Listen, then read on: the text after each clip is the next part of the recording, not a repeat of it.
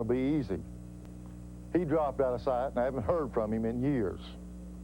It wasn't easy for Alan Kulwicki at the first 92 Dover race, but he's still very much in the spotlight. The low point of our season had to be Dover. I mean, I think I bent one front stub all year long in all the other races, and I bent 8 clips, front and rear stubs, just at the Dover racetrack in 2 races. You know, we crashed twice in practice in the first race, and, you know, that really hurt my confidence.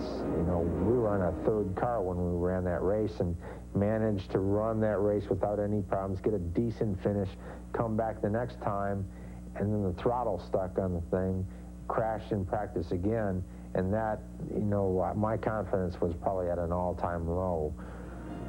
Rolled another car out of the trailer and sat on the pole with it, and that was really an unbelievable day, really up and down, but came back and crashed in the race at Dover again, and, you know, really the crew bounced back from it.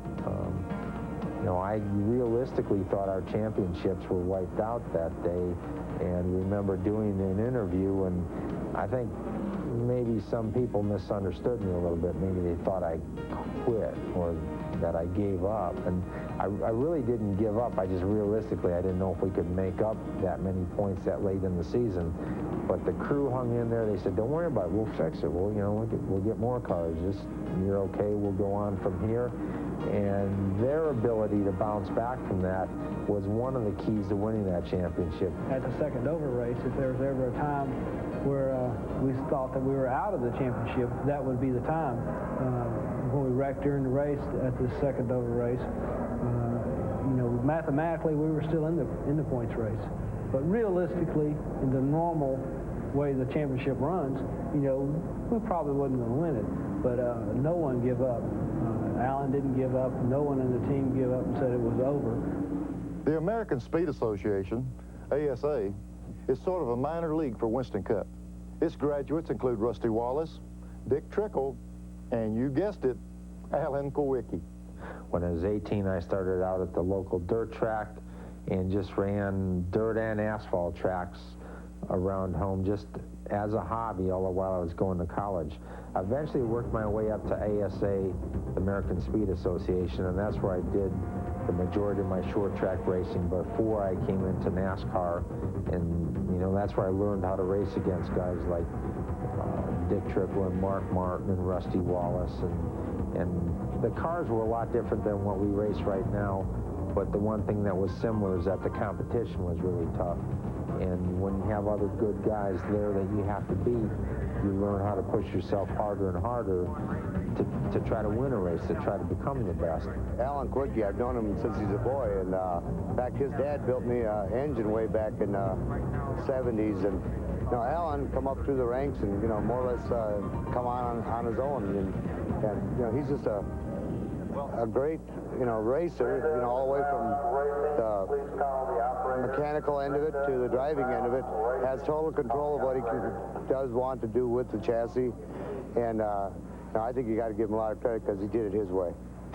He always concentrated real hard on the chassis. He looked at everything, I guess what I would call logically, you know. He really liked to understand the shock absorbers, the springs, the sway bars, what everything did. And he worked real hard, you know, and all I can say, he's always been a real serious fellow, you know, real serious, kind of quiet, ask a lot of questions, and you give him your opinion, and then he'd disagree with you. He got to where he was asking so many questions, he was outrunning me, and I was telling my guys, quit telling him everything, you know. He is motivated, and he keeps his crew that way too, all the time. In the early stages of my NASCAR career, when I was doing this, I was underfinanced. I was swimming for my life, you know, and you had to kick and fight for everything that you got. There's no way that things were going to be easy. I started with 1 car and 2 engines and 2 full-time people, and you're competing against other teams that have a dozen cars and 30 people. Well, how are you going to beat them? You're going to have to work hard.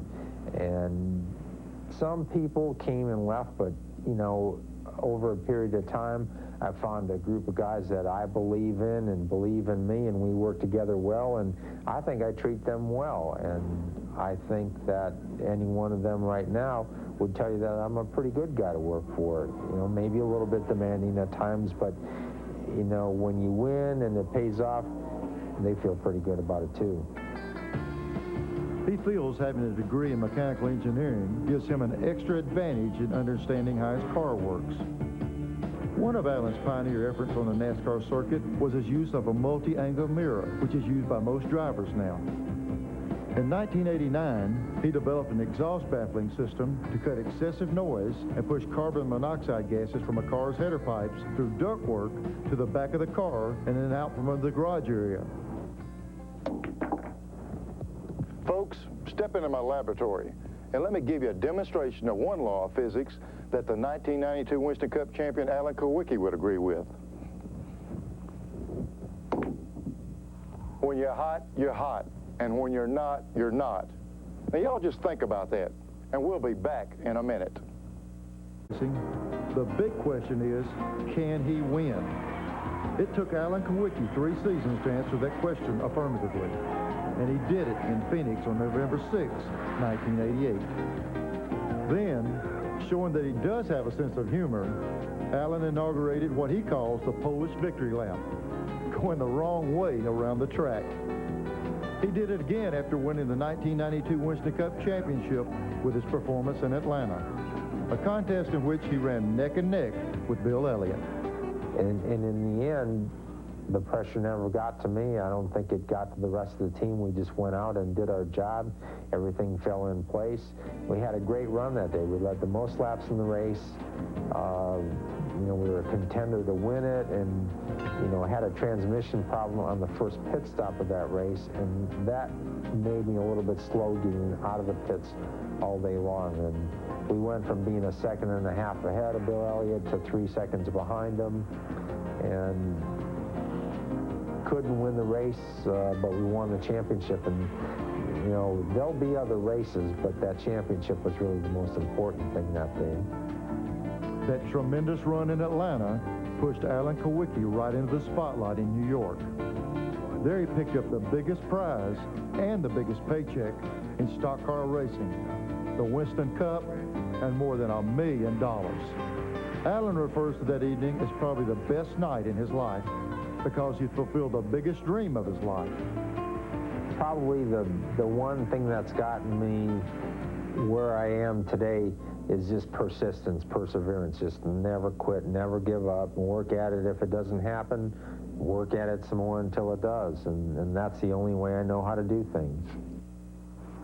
Alan has a lot of fans, and I asked him how he'd like to be remembered by them. Well, I can't win the most races. I'm never going to equal Richard Petty's mark.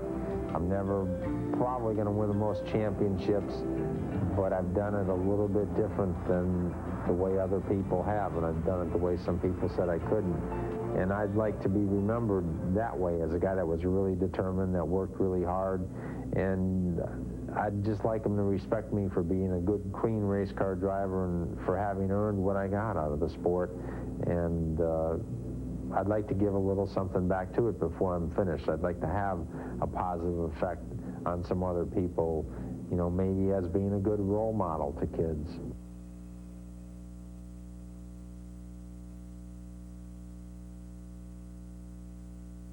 Alan, that's how you will be remembered.